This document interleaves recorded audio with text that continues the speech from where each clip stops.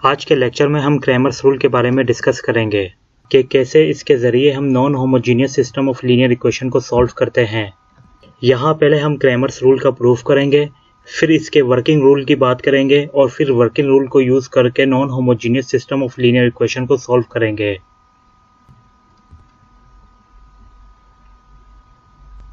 Consider करते हैं एक non homogeneous system of linear equation given है a11x1 plus a12x2 plus a13x3 equal to b1 and a21x1 plus a22x2 plus a23x3 equal to b2 and a31x1 plus a32x2 plus a33x3 equal to b3 and call it equation 1। इस non homogeneous system of linear equations में 3 linear equations 3 variables x1, x2, x3 के साथ given हैं और इसके साथ साथ इन equations में coefficient terms a11, a12, a13, a21, a22, a23, a31, a32, a33 और constant terms b1, b2, b3 एक रियल फील्ड R में से हैं, मतलब coefficient terms and constant term कोई भी रियल नंबर्स हैं। अब हम इस non homogeneous system of linear equations को मैट्रिक्स फॉर्म में कुछ इस तरह लिख सकते हैं A into x equal to b, where A is called the coefficient matrix of order 3 by 3 and x is called the column matrix of order 3 by 1 and b is called the constant matrix of order 3 by 1 and call it equation number 2।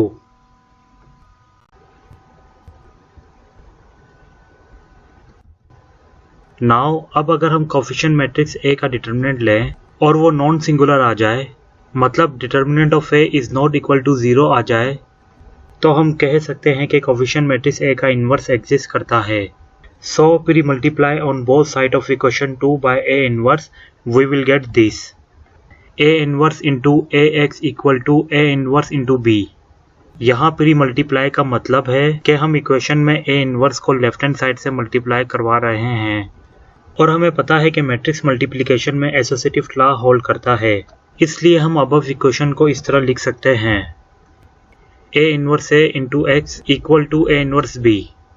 अब यहाँ inverse of a matrix की definition use करेंगे जो कि ये है a inverse into a equal to identity matrix I।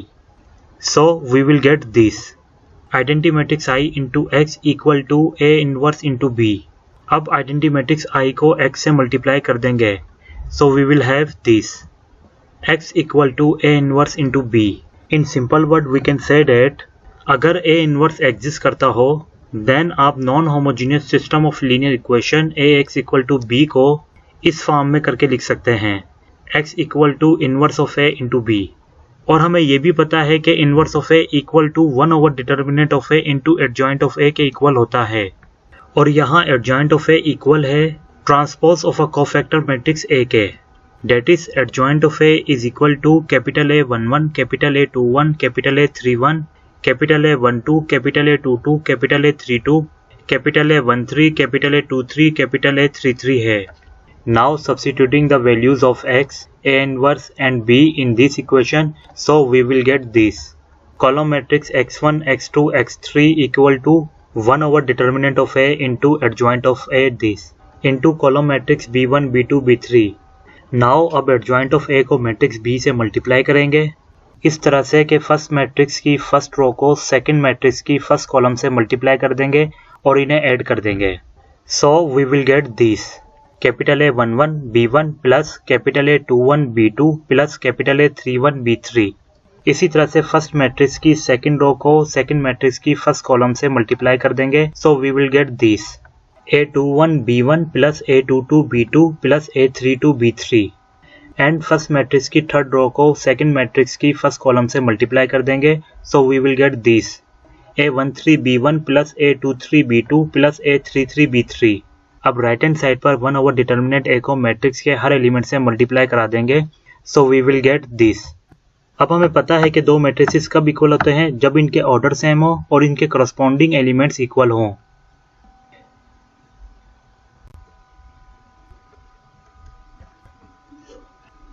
So here x1 equal to a11 b1 plus a21 b2 plus a31 b3 over determinant of A अब यहाँ A11 B1 plus A21 B2 plus A3 B1 को इस तरह भी लिख सकते हैं। It means that यहाँ हमने x1 कॉलम मतलब A11, A21, A31 को matrix B, B1, B2, B3 से रिप्लेस कर दिया है और इसको हम डिटर्मिनेंट AX1 से डिनोट करते हैं and call it equation 1।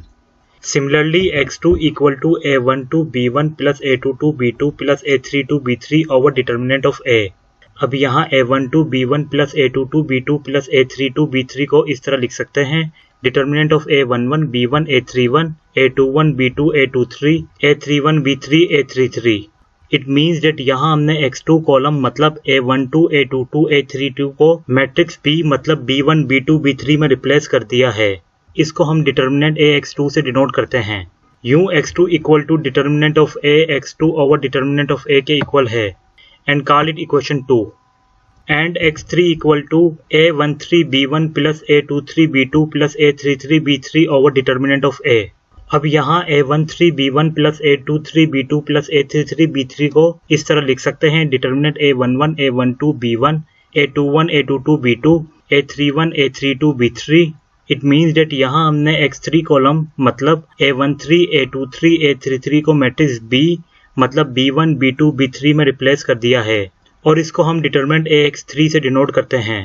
So x3 equal to determinant AX3 over determinant of A and call it equation 3। अब हम इक्वेशन 1, 2, 3 की मदद से non homogeneous system of linear equation को सॉल्व कर सकते हैं और इस मेथड को हम क्रैमर्स रूल कहते हैं।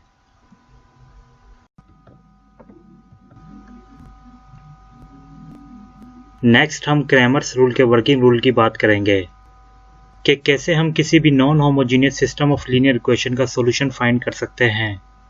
इसके लिए हम सबसे पहले non homogeneous system of linear equation को मैट्रिक्स फॉर्म में कन्वर्ट करेंगे।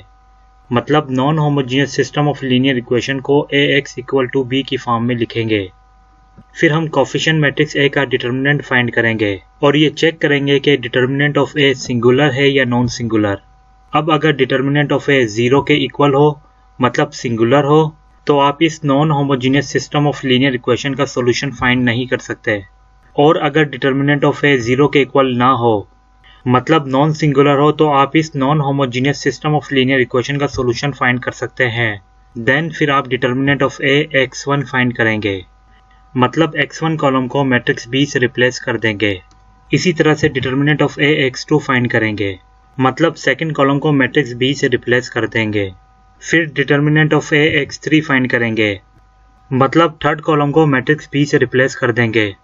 नाउ अब जो इस non homogeneous system of linear equation का सॉल्यूशन होगा इसको हम इस तरह फाइंड करेंगे x1 equal to determinant of A x1 divided by determinant of A।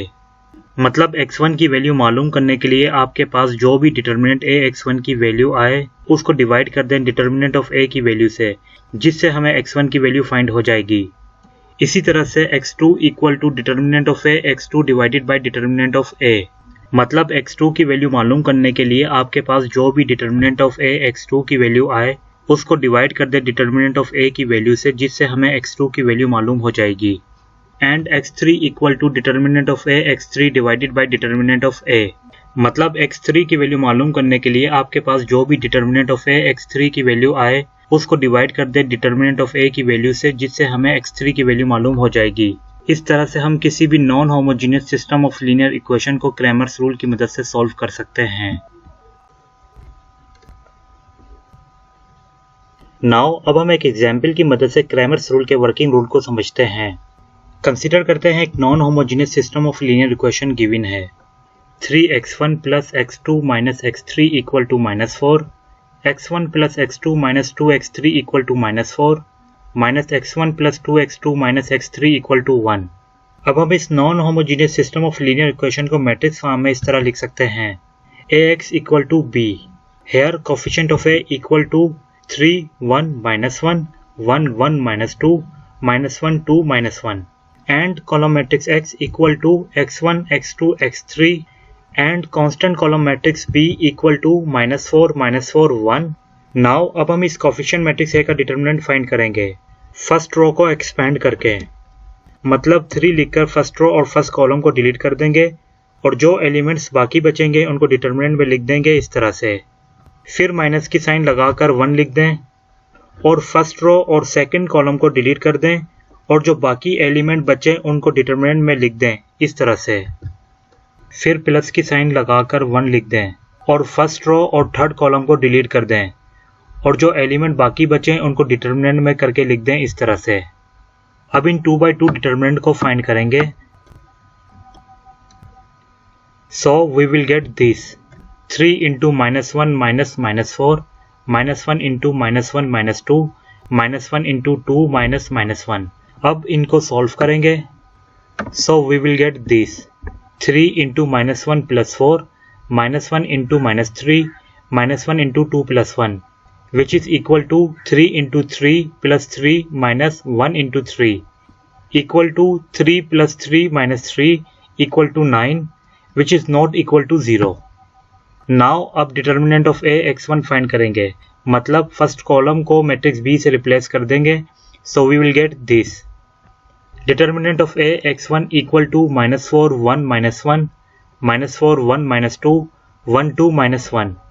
अब इस डिटर्मिनेंट को फर्स्ट रो से एक्सपेंड करेंगे। So we will get this -4 into -1 plus 4 -1 into 4 plus 2 -1 into -8 -1। After solving this, we will get this -12 -6 plus 9 equal to -1।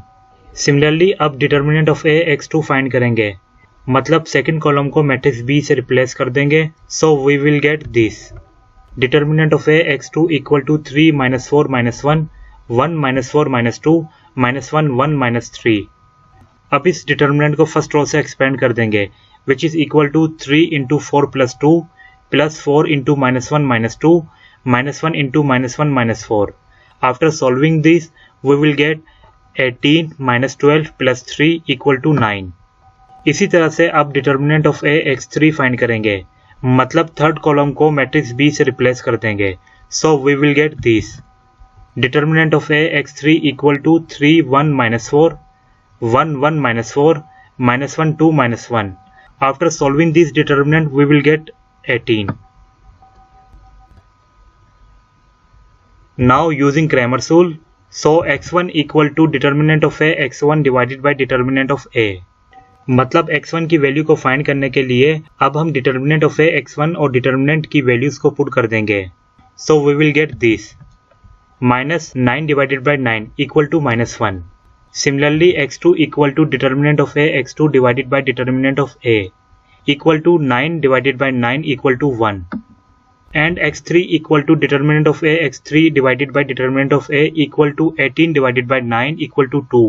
यूं इस non homogeneous system of linear equation का solution x1 equal to -1 x2 equal to 1 x3 equal to 2 है।